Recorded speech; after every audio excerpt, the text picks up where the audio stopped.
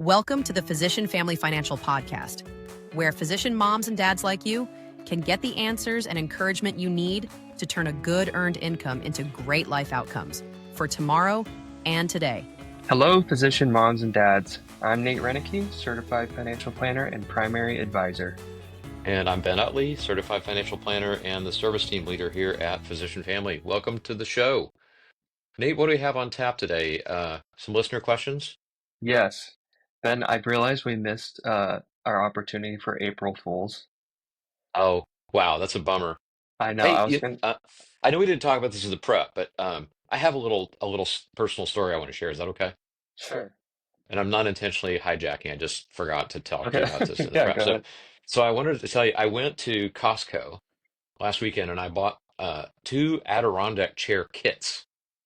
And I managed to lose the instructions to the first kit, and there's like 8 pieces to this thing that are like big chunks of Adirondack chair, and they're like 24, 30 fasteners. And I know that's how many there are because I had to study them in order to put this thing together without the instructions.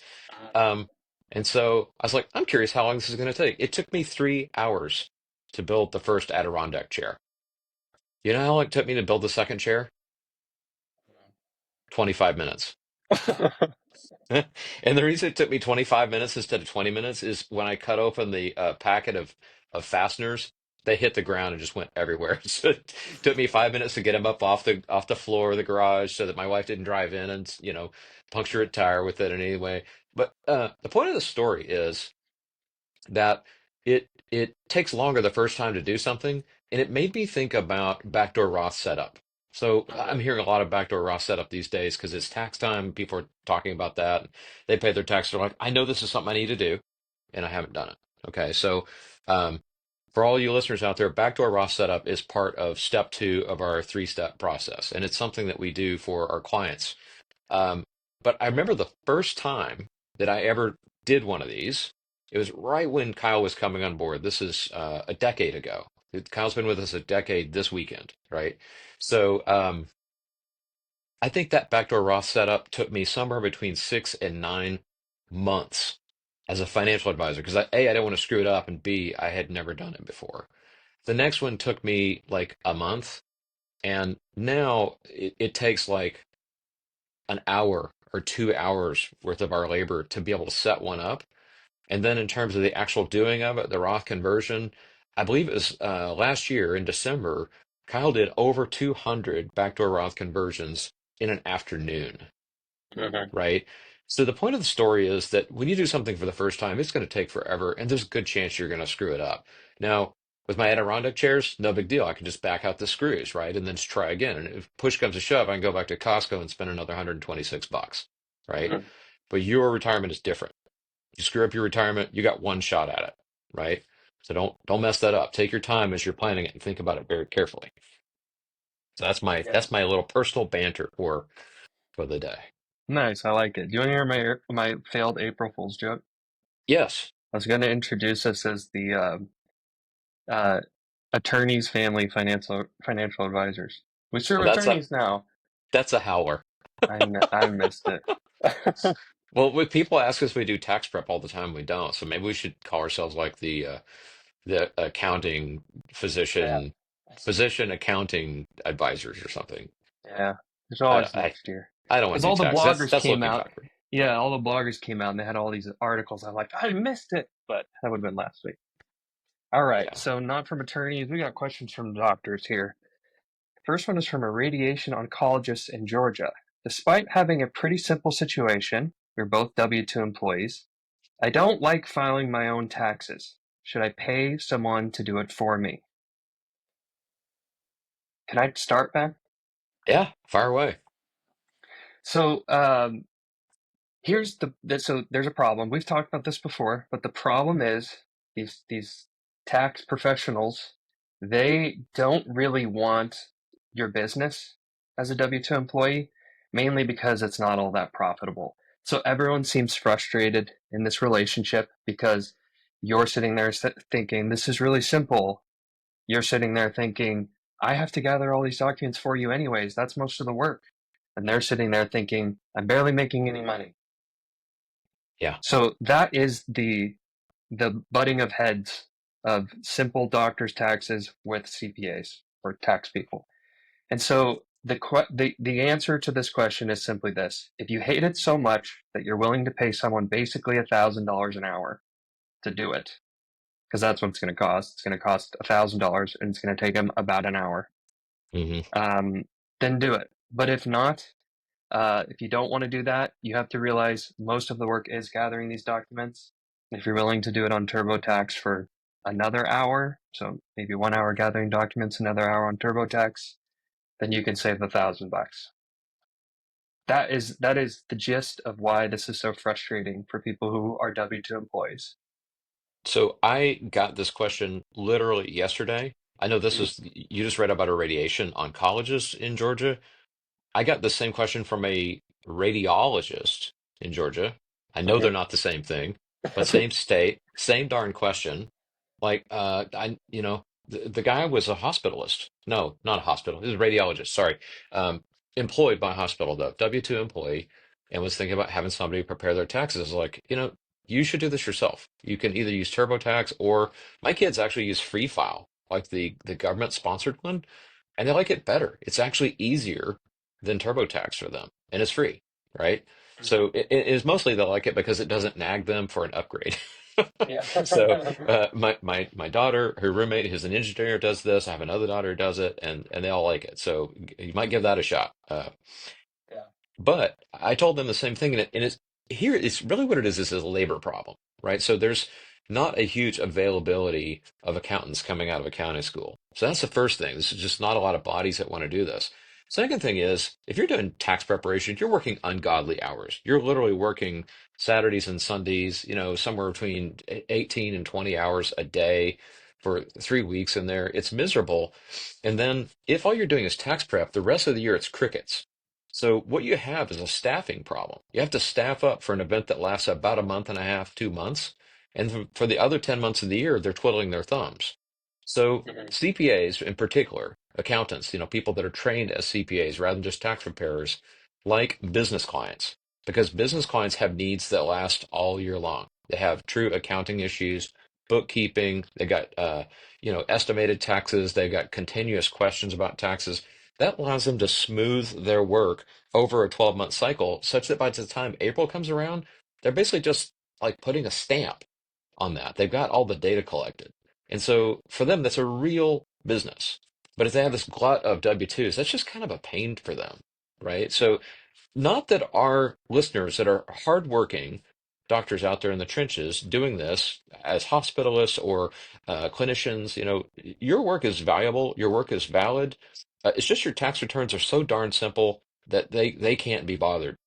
So for you, really, like Nate said, the worst part is gathering all the documents. But after that, putting it together, really pretty straightforward. Yeah. Okay. Anesthesiologist in Illinois said, before I connected with Physician Family, I bought a couple $100,000 of single stocks. Several of them have gone down in value, and I'm wondering, should I sell them now or wait for them to come back?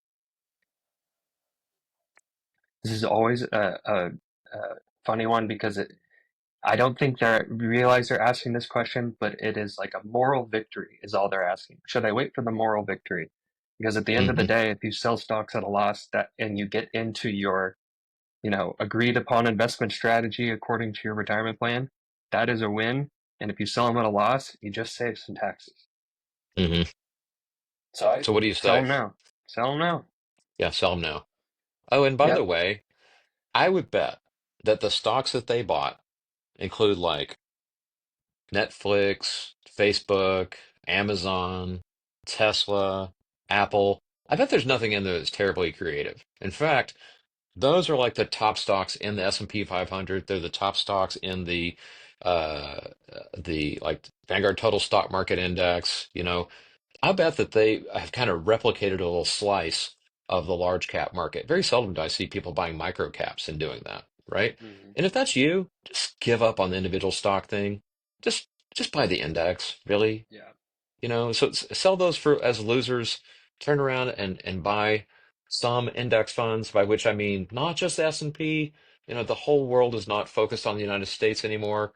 Uh, Foreign markets have begun to perform.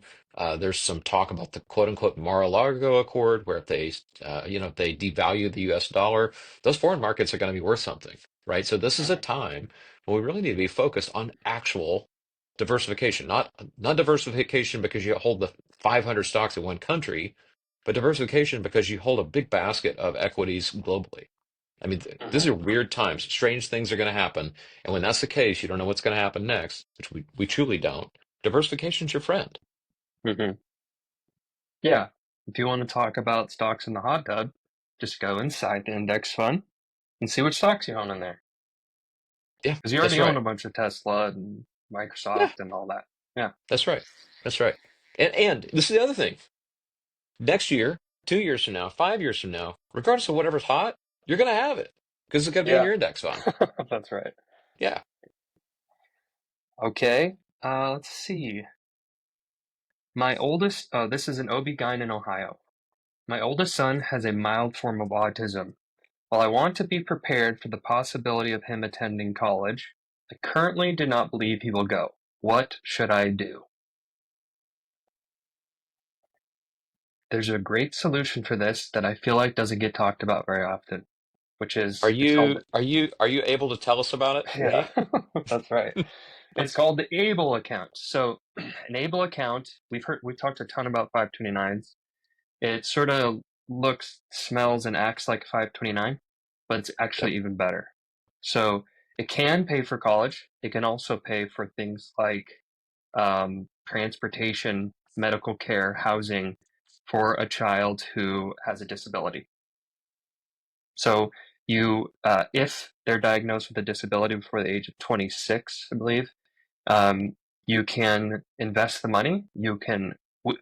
For this OB-GYN here, I wrote her a college plan, and we're just saving like we're saving for college, except there's a good chance it won't be spent on college, and no Yeah. penalties or anything. Now, I did learn something that I thought I knew everything about these accounts. There is a smaller limit for how much can go into an ABLE account. Luckily, if you're planning for state school, usually the limit is high enough to pay for that. So Now, save in an ABLE correct account. correct me if I'm wrong, but I believe I saw something. It was new tax law last year, or it's proposed tax law. I don't recall, but it raised the age limit from whatever it was to something higher. And what's funny is I actually saw a physician who was a client of ours. They came through just step one of the planning process and realized that they could open up an ABLE account for themselves because they were diagnosed before 26. This is an adult. Set up Mhm. an ABLE account for themselves and also had a bipolar child and set up an ABLE account for them. Yeah, So there's a lot of power to this. When you say child, we always think of child, we think of somebody who's shorter than we are, right? But child is like your offspring, even your yes, adopted offspring. So there's a lot of power in these vehicles. If you use them, they can be used creatively, and I don't mean abusively. I mean like in circumstances you might not have seen coming for which they were actually originally intended. that's right.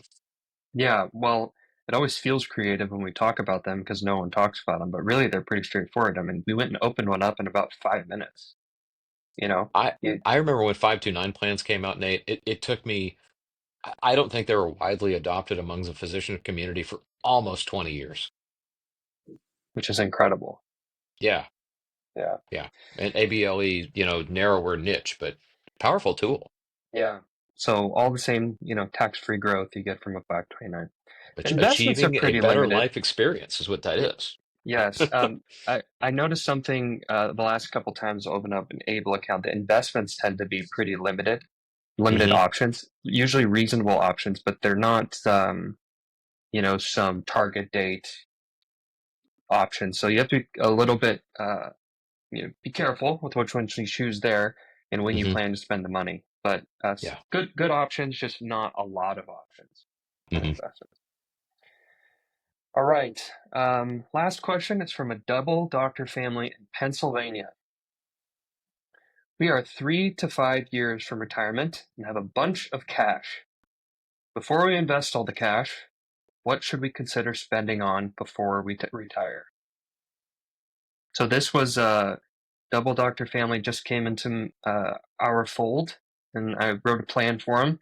They're like, hey, in our plan, is it going to tell us where to put all this cash? Turns out they were terrific savers for about 25 years. And I said, well, you actually don't need to invest the cash, but you're such good spenders.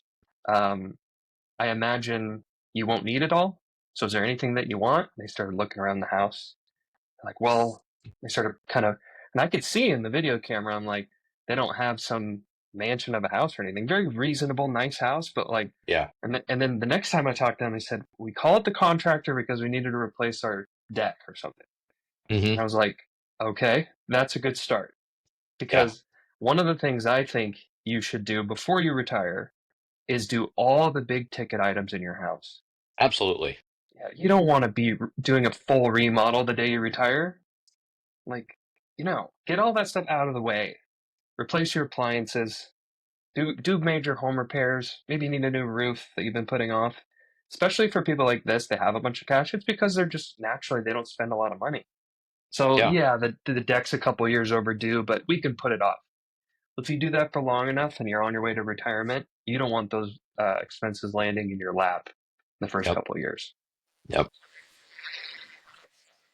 Yeah. New car would be in that same vein. And when I Yes. say new, I'm making air quotes here. Uh, I like used cars. I know there are a lot of people who are listening to the show that would only buy new cars, but I got to tell you that, oh, this actually came from a physician that was on our show, like our fourth or fifth show. He said, and I quote, "The most expensive trip you're ever going to take is the drive from the showroom floor to your driveway." Yeah. Because your car depreciates by like 20% in the space of about 5 miles, right? Hmm. So everybody winds up with a used car an hour after they buy their new car. And so there's no problem with buying a used car. What you want is a great mechanic. People are like, what kind of car should I buy? I said, you should buy your mechanic first and then let them recommend what kind of car they want to work on. Build your relationship with your mechanic first, get yourself a used car. So I would say, get yourself a late model used car, 2, 3 years out, and make sure you got a good car. Do things around your house that would make it usable. Like I'm classic example of this. I got my new house about 6 months ago. I moved out of a 1,900 square foot house with 2 stories, aka stairs, and moved into a 1,900 square foot house with no stairs, Hmm. right? And promptly put a roof on it, so I wouldn't have to worry about that later on in life. So, Yeah. and don't worry, folks. I have a retirement plan, but I don't plan to retire. I'm just having too much fun. Yeah. That's right. Yeah. What else? What else can you think that they? Oh, here's some things. Things that we don't think about when we're retiring. We don't think about kids going to grad school a lot of Yes. times. Sometimes we get surprises by that. We don't think about our kids having babies, which sometimes is a surprise, sometimes it's not a surprise, right?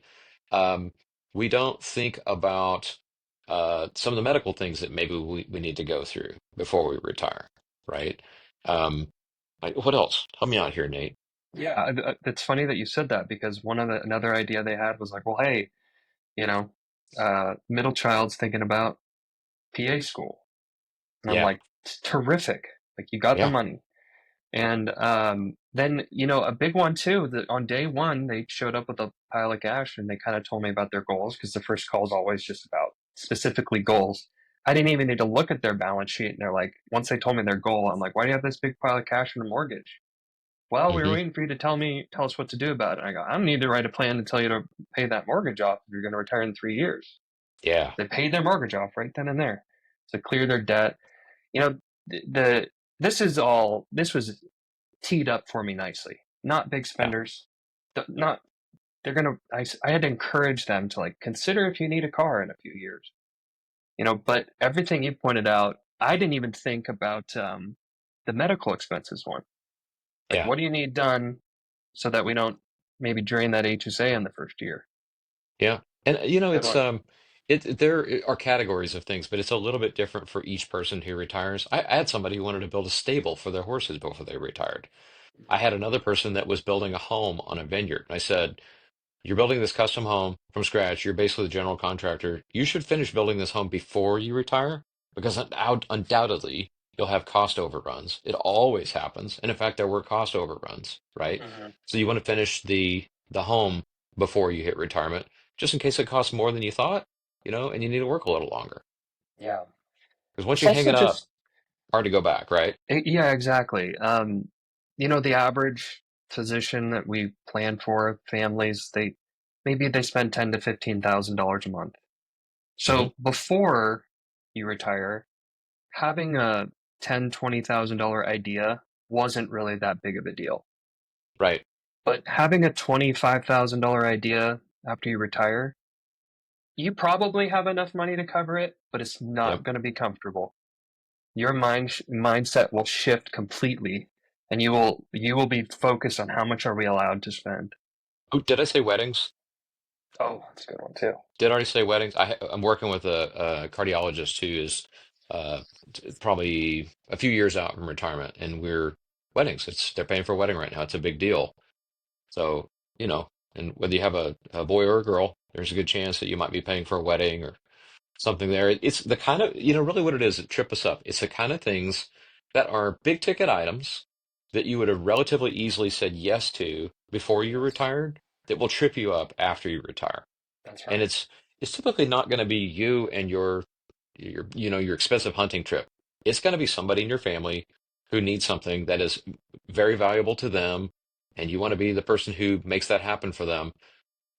Can you still do that in retirement? Yes, but there's a chance that you'll overdraw your accounts, right? Yeah. There's a chance that you'll spend too much, and there's also a chance that the market could be in the tank when that happens, and that kind of draw at that time would be disastrous, aka sequence of returns risk.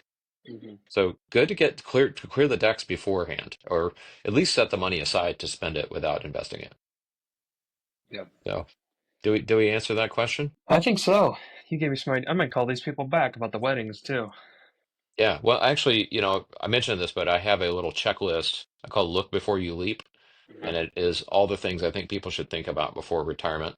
Um, if anybody wants that, you can write podcast at physicianfamily.com and I'll send you a summary of it. But yeah, that's what we got. So Cool. speaking of which, if you're looking for a financial advisor, there's two guys here raising their hands.